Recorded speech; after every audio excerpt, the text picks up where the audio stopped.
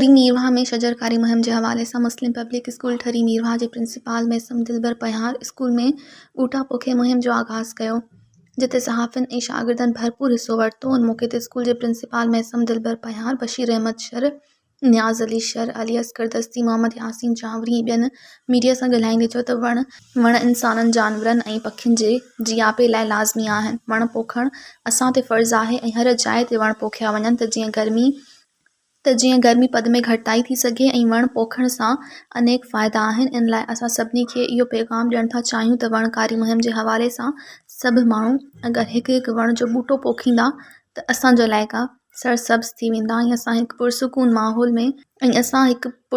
माहौल पिणु पैदा करे सघंदासीं। मज़ीद खबरों और तफसीलात के लिए विजिट करें हमारी वेबसाइट www.awamiNewsHD.com।